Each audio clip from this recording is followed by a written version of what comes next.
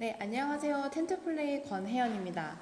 제가 어제 이 시간에는 텐트플레이 SDK가 게임에서 발생하는 거의 모든 이벤트를 모두 메소드로 정의를 해서 별도의 커스텀 이벤트가 필요 없다라고 설명을 드렸는데요. 게임 구성 요소를 텐트플레이가 어디까지 정의를 했는지, 그리고 이러한 게임 엔티티를 BM 설계에 활용할 수 있는지, 게임 BM 설계를 위해서 알아야 할 게임 엔티티에 대해서 설명해 드리도록 하겠습니다.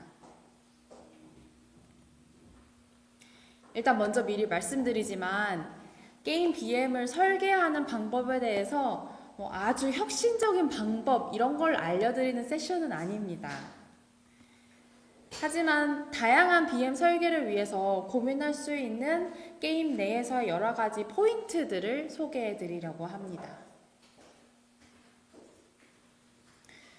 일단 게임에서 수익을 낼 수 있는 요소는 매우 다양한데요. 인게임 재화 판매부터 광고 또는 광고 제거, 아이템을 직접 팔거나 아니면 랜덤 박스로 팔 수도 있고요. 패키지로 묶을 수도 있고 또는 정액권의 형태로 판매를 하거나 아니면 어떤 일정 아이템 구매 횟수 제한을 걸어서 횟수 제한을 걸어서 더 이상 팔지 않게 리밋을 걸거나 아니면 특정 에너지 같은 것에 대한 횟수 제한을 걸어서 추가하는 거를 판매를 할 수도 있습니다. 물론 이렇게 많은 BM들이 게임에 다 적용하기는 쉽지 않죠. 그리고 다 적용한다고 해서 모두 작동하는 것도 아닐 테고요. 내 게임의 특성을 활용해서 BM을 설계해야 되는데요. BM을 다각화할수록 게임의 성공률도 높아질 수 있습니다. 그럼 게임의 특성이라는 게 뭘까요? 저희는 게임의 특성을 그 게임이 보유한 객체, 엔티티로부터 정의를 할 수 있다고 생각합니다. 그리고 텐트플레이를 사용하는 게임들의 특성을 파악하고 이에 맞게 데이터를 분석하기 위해서 지금 보시는 화면과 같이 엔티티를 정의를 하고 있는데요. 물론 스테이지 구분이라든지 아니면은 내부 다른 여러 가지 시스템 기타 등등을 통해서 이런 여러 가지 이제 실제로 게임에 사용되는 개념들은 이것보다 훨씬 많은데요. 지금 보여드리는 엔티티 리스트들은 직접적으로 BM과 관련이 있을 가능성이 높은 재화나 아이템, 광고 위주로 설명해 드리도록 하겠습니다. 네, 일단 먼저 재화에 대해서 설명드리도록 하겠습니다. 소프트 커런시는 게임 플레이를 통해서 얻을 수 있는 재화를 가리키는데요. 보통 골드나 코인 같은 형태로 게임에서 많이 사용이 되고 있고요. 또 하드 커런시는 게임 내에서 얻기 힘들면서 주로 실질적인 구매를 통해서 결제를 통해서 얻을 수 있는 재화를 나타냅니다. 캐시, 수정, 다이아, 잼 이런 형태로 많이 게임에서 사용이 되고 있습니다. 물론 재화가 없는 게임도 존재하는데요. 재화가 없는 경우에는 인게임 스토어에서 바로 실제 돈을 사용해서 아이템을 구매하는 형태가 됩니다. 물론 게임을 운영하는 입장에서는 실제로 내 실제 돈을 유저들이 실제 결제를 하도록 유도를 하면 일반적으로 이제 프로모션 기획이 조금 더 쉽고 효율적일 수 있다는 장점을 가지고 있습니다. 재화가 하나인 경우도 물론 있는데요. 이때는 매일매일 출석 보상과 같은 형태로 유저가 더 자주 접속하도록 유도할 수 있고요. 더 자주 접속해서 이 인게임 재화를 얻었을 때 재화의 가치를 유저가 깨달을 수 있도록 계속 유도를 해야 됩니다. 그리고 재화가 하나만 있는 경우에는 이렇게 재화를 많이 뿌려도 가치가 하락하거나 인플레이션이 일어나지 않을 수 있습니다. 근데 많은 게임사들이 이렇게 둘 이상의 재화를 게임에서 제공해주고 있는데요. 왜냐하면 재화가 하나이면 이 재화가 떨어져 버리면 바로 이탈해버릴 가능성이 높기 때문입니다. 그런데 재화 종류가 여러 가지라면 한 재화가 바닥이 나도 이 유저는 다른 재화로도 게임을 계속 할 수 있기 때문에 재화 때문에 이탈할 가능성은 좀 더 낮아집니다. 하지만 한편으로는 재화가 되게 다양해졌기 때문에 밸런싱 문제도 발생할 수 있기 때문에 각 재화의 획득이나 소비 패턴을 계속 모니터링 하는 것이 필요합니다.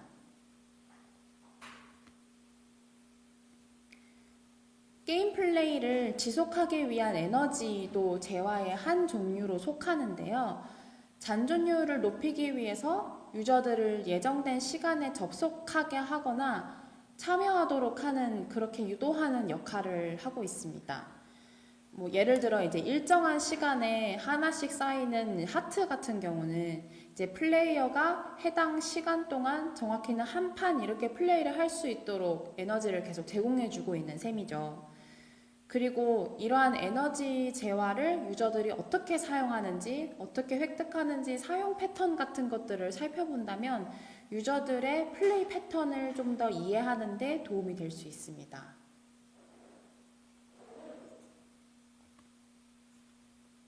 네, 그 다음으로 소개해드릴 엔티티는 아이템인데요. 아이템이 워낙 게임에서 다양한 형태로 나타나고 있지만 사실은 이 종류가 많네요. 7가지 정도 될 것으로 생각됩니다. 장비는 캐릭터에게 장착시킬 수 있는 아이템을 가리키는데요. 무기나 방어구, 액세서리, 기타 여러 가지 이제 장비템이 여기에 해당될 수 있습니다. 장비템 자체적으로 고유의 능력치가 있기 때문에 이거를 장착했을 때 캐릭터의 어떤 성능이 변화하는 데 영향을 미치고 있고요. 또 레벨이나 등급을 가질 수도 있고 이 장비 자체가, 그리고 강화의 대상이 될 수 있습니다. 그리고 게임에서 이 장비를 탈착할 때 또는 강화할 때 여러 가지 활용도에 따라서 인게임 재화를 계속 사용하도록 되어 있습니다. 두 번째로는 소모품에 해당되는 것들인데요. 어떤 특정 지정된 사용 효과가 있는 일회성 아이템을 말합니다. 뭐 물약이나 붕대, 뭐 여러 가지 소모품들이 여기에 해당될 수 있는데요. 어떻게 보면은 유저에게 필요한 시간과 노력을 일정 부분 대체하는 일회성 아이템이라고도 볼 수 있을 것 같습니다. 이렇게 한번 사용하고 사라지게 되는 소모품들은 게임 매출을 높이는 데 중요한 역할을 한다는 연구도 있었습니다. 그 다음으로는 코스메틱스 아이템에 해당되는 것들이 있는데요. 능력치와는 상관없이 외형의 변화를 위한 아이템으로 뭐 스킨이나 의상 같은 것들이 있을 수 있습니다. 그 능력 자체를 변하게 하는 코스튬들이 가끔 게임에 있잖아요. 이 옷을 입으면 또는 여러 가지 이제 코스튬을 입히면 내 능력이 변하는 이제 그런 것들은 아무리 이제 외형이 화려할지라도 앞서 예시를 든 장비에 좀 더 맞는 개념입니다. 캐릭터의 능력이 변하는 관점이기 때문에요. 그 다음으로는 토큰이 있을 수 있는데요. 입장권이나 이벤트 티켓 같은 것들이 이제 여기에 해당될 수 있습니다. 특정한 어떤 목적으로만 사용될 수 있는 아이템이고요. 그렇기 때문에 특정 시기나 특정 컨텐츠에서 화폐로 통용되기도 합니다. 재료가 있는데요. 장비를 업그레이드하거나 캐릭터를 랭크업 할 때 소모되는 그런 재료성 아이템을 나타냅니다. 이렇게 특정 장비가 업그레이드 할 수 있는 기능들이 있는데 이 업그레이드를 하기 위해서는 이제 여러 가지 이제 재료들을 소모시켜서 장비를 업그레이드 하는데 이제 이때 필요한 재료들을 수집하거나 구매할 때 이제 시간과 비용이 들게 되고요. 이때 인게임 재화를 소진하는 그런 역할을 할 수 있습니다. 그 다음으로는 인프라인데요. 전체적인 능력치에 영향을 주는 요소로 환경이나 건물 아니면 스킬 같은 것들이 인프라에 해당될 수 있습니다. 네, 마지막 아이템으로 랜덤박스인데요. 보상이 확정되지 않은 확률성 아이템으로 저희는 랜덤성이 빵인, 그러니까 정해진 아이템이 나오는 박스라 할지라도 일단 랜덤 박스로 텐트플레이에서는 다 이제 규정을 하고는 있습니다. 이제 많은 게임사들이 인게임 재화의 인플레이션을 막기 위해서 이제 남아도는 여러 가지 재화를 태워버릴 수 있는 가장 쉽고 빠른 요소가 랜덤 박스인데요. 그렇기 때문에 이제 랜덤 박스를 이제 게임의 요소에 포함시킬 수도 있고요. 또 랜덤 박스는 이제 많은 여러 가지 BM 중에 하나이긴 하지만 이제 유럽을 비롯한 여러 서구권 문화에서는 이 랜덤 박스의 사행성 문제로 강력한 규제들이 있기 때문에 혹시 이거를 추가하시게 된다면 관련 규정을 반드시 확인해 보시기를 권장드립니다. 네, 마지막으로 설명드리려고 하는 엔티티는 광고인데요. 유저들이 게임 플레이를 하다가 전면에 나타나는 전면 광고가 있고 또는 이제 플레이 하다가 이 광고를 보면 시간을 늘려준다. 광고를 보면 재화를 더 준다. 이런 식으로 보상형 광고가 있습니다.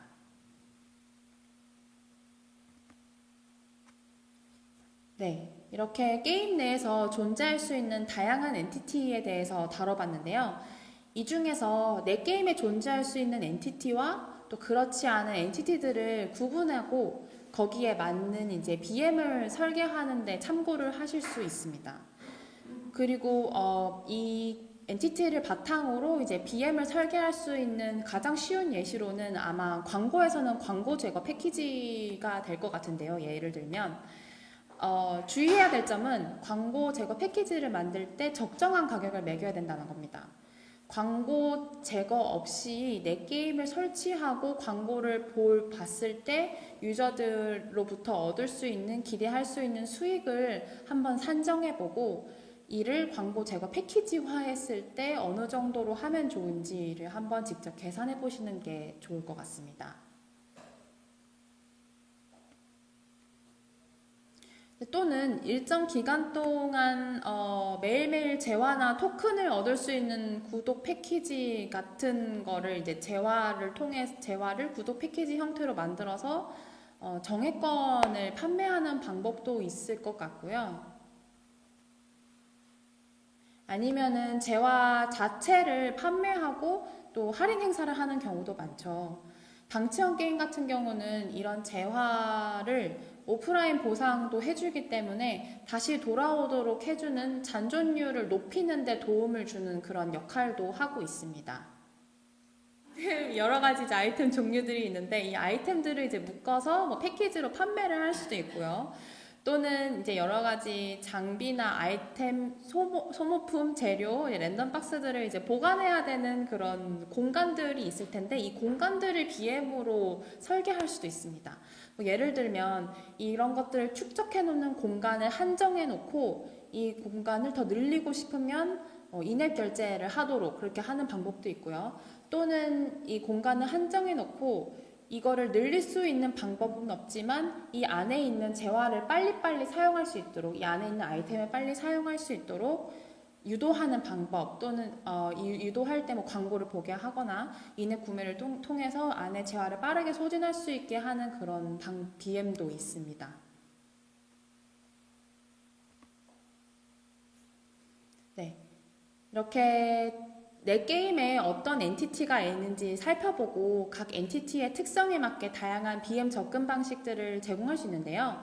텐투플레이는 위 엔티티 개념에 따라서 데이터를 수집하기 때문에 유저들이 각각의 엔티티를 어떤 패턴에 따라 활용하고 있는지를 파악을 할 수 있습니다. 그럼 이제 이러한 다양한 엔티티를 통해서 다양한 BM 설계를 해서 게임의 성공률을 높이시길 바랍니다. 네, 엔티티에 대해서 더 궁금하신 점이 있으면 텐트플레이 다큐멘테이션 페이지를 참고하셔도 좋고요. 아니면은 디스코드 채널을 통해서 문의사항 남겨주시면 또 SDK 설치하면서 이거는 어떤 엔티티에 해당되나요? 라고 문의를 주시면 바로 답변을 드리도록 하겠습니다. 네, 감사합니다. 자, 그럼 질문 받아야 되는데,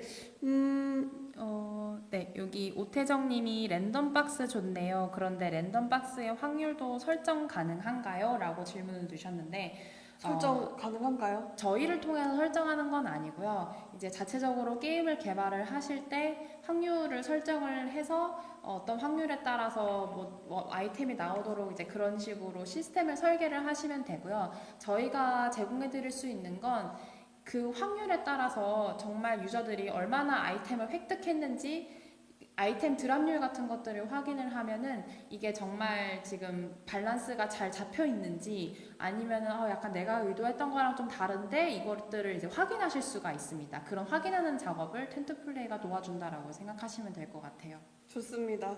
자, 그리고 최준성 님도 질문을 주셨는데요. 인앱 상품을 추천주는 기능이 있는데 광고를 추천해주는 기능도 되는 건가요? 저희가 정확히 광고 내용을 추천해 주지는 않고 있고요. 그거는 이제 애드 미디에이션의 역할에 좀 더 가까울 것 같고요. 저희가 이제 해드리는 광고 추천 같은 경우는 이 유저가 좀 더 광고를 더 잘 볼 것 같다. 이 유저는 전면 광고에 좀 더 적합할 것 같다. 이 유저는 보상형 광고에 좀 더 적합할 것 같다. 이 보상형 광고가 좀 더 적합했을 때 뭐 커런 재화 보상을 줘야 되겠다, 아이템 보상을 줘야 되겠다 이런 것들을 분류를 하는 역할이라고 보시면 됩니다. 그러면은 그 분류에 따라서 광고가 들어가도록 이제 그렇게 작업을 하고 있고요. 그 광고 내용이 어떤 건지는 애드 네트워크의 역할이라고 생각하시면 됩니다. 아, 알겠습니다. 다음 질문 한번 읽어보실래요? 네. 쿠쿠님 어때요? 쿠쿠님 질문. 네, 유의미한 분석 자료를 얻기 위한 DAU는 몇 정도인가요? 이제 정말 유의미한 분석을 위해서는 진짜 최소 30에서 100 정도를 사실은 권장드리고 있고요. 그리고 MAU는 2000 정도를 권장을 드리고 있습니다. 이게 아무래도 이제 저희가 분석을 할 때 뭐 단순한 DAU가 몇인지 또는 이 사람들이 잔존이 어떻게 변화하고 있는지 이제 이런 것들은 사실 DAU는 상관이 없는데요. 앞서 말씀드렸던 유저의 유형을 분류를 한다던가 이런 작업들을 할 때는 일정 수준 이상의 유의미한 통계를 위해서는 일정 수준 이상의 데이터를 확보해야 되기 때문에 이제 이런 거를 권장을 드리는데 물론 그 이하도 가능은 하지만 정확하다고 장담을 드릴 수는 없습니다. 네. 배틀 패스에 관련된 BM을 제공할 계획은 있으신가요? 배틀 패스에 관련된 BM 고민을 좀 해보도록 하겠습니다. 저희가 뭐 당장은 이런 여러 가지 토큰과 관련된 BM을 저희가 이제 아직 유저 세그먼트 할 때는 지금은 이제 알고리즘이 없는 상태인 걸로 알고 있는 준비 중인 걸로 알고 있는데 네, 좀 더 내부적으로 상의를 해보고 추가하도록 하겠습니다. 코볼트님 조금 기다리시면 나중에 반가운 소식이 있을 수도 있을 것 같아요. 자, 그리고 배틀플렉스님은 굉장히 길게 질문을 주셨는데 밑에는 또 JTJ님이 질문을 주셨어요. 여러 가지 재화를 사용할 때 적절한 재화 밸런스를 맞추는 방법이 있을까요? 하셨네요. 이게 정확한 정답이 있지는 않고요. 이제 그렇기 때문에 많은 게임사들이 이것도 해보고 저것도 해보고 시뮬레이션 하면서 많은 시행착오를 겪고 계시는 것 같아요.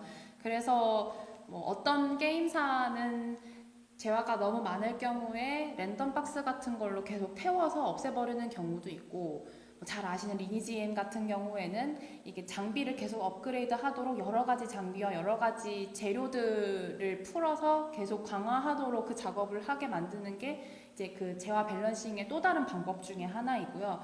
이런 식으로 이제 게임마다 굉장히 좀 다양하기 때문에 어떤 특정한 방법이 있다라고 설명을 드리기는 좀 어렵지만 내가 어떻게 하고 있는지 어떻게 해야 되는지를 이제 모니터링을 일단은 해보시고 여러 가지 테스트를 해보시는 거를 추천드립니다. 배틀플렉스님께서 질문 주셨는데요. 안녕하세요. 저희는 캐주얼 리듬 게임 배틀플렉스 제작하고 있습니다. 말씀하신 엔티티들을 프로젝트 설정, 분석 설정에서 클라이언트가 직접 세팅할 수 있게 커스터마이징 할 수 있으면 좋겠어요. 현재 디폴트는 우리 게임하고 다른 게 많아서 활용도가 떨어질 것 같아서요. 이렇게 댓글 주셨네요. 네. 배틀플렉스님은 저희 1기 프로그램에 지원을 하셔서 저희가 SDK 적용 계획서를 드렸는데 아, 말씀드렸던 엔티티들이 네. SDK 적용 계획서 안에 다 포함이 되어 있어서 그 분석 설정 페이지에서는 어떻게 보면은 전환을 위한 목표 설정을 한다라고 생각하시면 될 것 같고요. 엔티티는 SDK를 SDK 적용 계획서에 맞게 설정하시면 엔티티가 다 적용이 되어 있는 거를 확인하실 수 있을 거예요.